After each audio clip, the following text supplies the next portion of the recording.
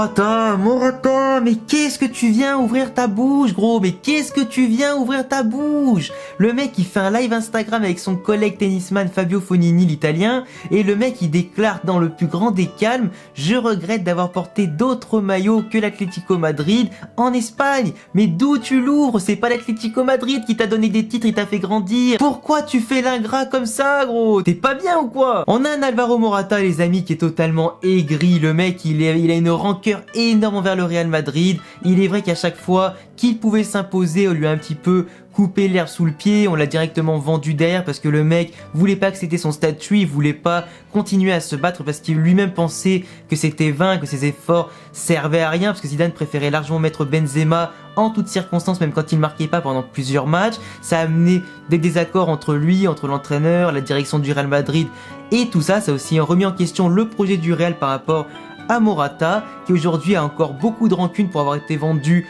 2 fois de suite, un coup en 2013-2014 je crois à la Juventus après la Ligue des Champions, puis ensuite à Chelsea dès que le Real Madrid n'avait plus forcément besoin de lui. Mais on a un joueur, les amis, qui a quand même refait son palmarès, on va quand même se le dire, avec le Real Madrid. C'est pas l'inverse, il a pas forcément donné beaucoup de titres au Real Madrid, mais c'est le club qui lui a quand même bien refait son CV entre temps. On a un Alvaro Morata surtout qui a été formé de base à l'Atlético Madrid, et forcément la rivalité Real Atlético Madrid, ça commence dès le plus jeune âge, dès le centre de formation, dès carrément quand t'es supporter d'un des deux clubs. C'est ce qui fait un petit peu toute l'animosité, tout ce qui fait un petit peu aussi l'essence même des derbies, les clubs rivaux qui s'affrontent en permanence dans la même ville. Les supporters, c'est pareil, les petites piques, les insultes, les petites reproches, ça va, ça vient, on te pique des jeunes, tu nous en rends, c'est un petit peu tout le bordel en Espagne à cause de ça. Donc le mec a fait ses gammes à l'Atlético Madrid, il est ensuite parti une petite pige à Retafe chez les jeunes avant bien sûr de venir finir ses gammes et sa formation au Real Madrid, jouer bien sûr en 3e et 2e division au Real Castille, avant de connaître la Liga, la Copa del Rey et la Ligue des Champions surtout, avec le Real Madrid qui lui a quand même permis d'avoir une bonne exposition,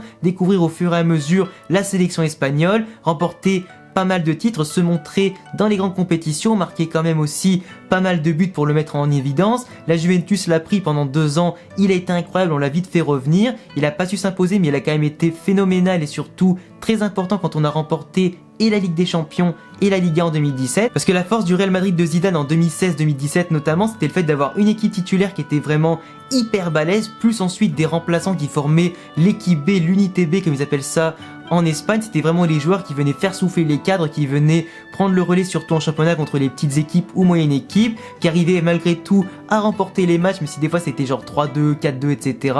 Ça remportait les matchs, ça remportait des points, ça marquait des buts, ça mettait en confiance autant les titulaires que les remplaçants. On est arrivé du coup dans le sprint final de la saison avec 2 équipes hyper fraîches, des joueurs en pleine confiance et forcément des titres plein les poches à la fin. Et Morata, forcément, comme il avait marqué beaucoup plus de buts que Benzema en 2017, du coup la Liga 2017 qu'on a remporté tranquillement, le mec pensait qu'après en 2018 il allait rester tranquille, que ça allait être pourquoi pas un titulaire en puissance qui allait progressivement prendre la place de Benzema. Malheureusement Zidane lui a très clairement fait comprendre qu'il allait être pas forcément titulaire mais qu'il allait devoir se contenter des miettes ou du moins de faire tourner l'effectif comme il l'a fait en 2017. Morata n'a pas accepté son statut, du coup c'est pour ça qu'il est parti, et cette fois-ci pour de bon, sans ne jamais vouloir revenir au Real Madrid qui selon lui ne lui a jamais accordé la confiance qu'il méritait. Après je dis pas que le Real Madrid a eu raison de jeter Morata parce que c'est pas forcément vrai. Si on avait gardé Morata, on aurait pu encore plus faire tourner, dynamiser l'attaque. C'était quand même un mec formé chez nous qui aurait pu encore plus progresser, prendre le relais, etc. et vraiment s'imposer à long terme. Mais quand on voit en tout cas ce qu'il a fait à Chelsea, où il a eu des petits problèmes mentaux, physiques, etc.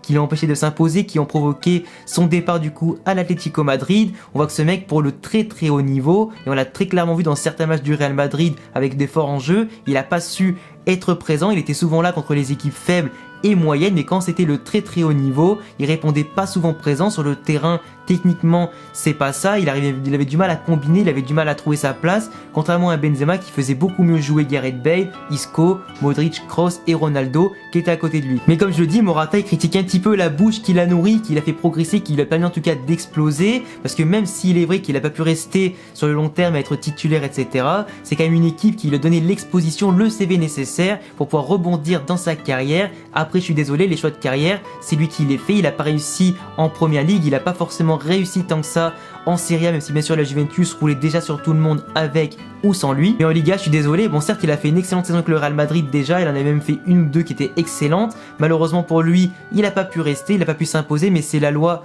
au Real Madrid, les plus forts reste. C'est pas forcément le joueur qui a coûté le plus cher qui va rester, c'est celui qui a fait les meilleures performances, qui apporte le plus à l'équipe. Et si Zidane à l'époque et le Real Madrid préféraient miser sur Benzema, et vu les résultats, on peut pas leur donner tort. Mais Morata, je le trouve quand même vachement rancunier, ça se fait vraiment pas ce qu'il a fait, je trouve qu'il abuse un petit peu. L'Atlético Madrid, ils lui ont pas fait confiance quand il était jeune, c'est pour ça qu'il est parti à Retafe puis au Real Madrid. Aujourd'hui, il est content d'avoir signé là-bas, mais il faut pas non plus qu'il oublie qui l'a fait passer pro, qui lui a donné des titres et surtout qui lui a rempli son CV et son compte en banque. Maintenant aujourd'hui, il s'exprime, il dit ce qu'il veut avec toute la rancœur qu'il veut. Je pense qu'il a aussi en travers de la gorge la Supercoupe d'Espagne qu'il a perdu dernièrement avec le tacle de Valverde au dernier moment. Mais bon, c'est Morata, mais en tout cas je lui souhaite que du bonheur à Atlético Madrid, qu'il réussisse aussi en sélection espagnole, qu'il essaie de nous ramener l'Euro 2021 l'année prochaine. Mais en tout cas c'est un joueur comme ça. Pour moi ce sera pas le grand joueur qu'il devait être, du moins c'est pas un attaquant de classe mondiale comme il aurait pu être s'il avait continué à être sérieux, s'il avait su progresser au lieu de se chier dessus à Chelsea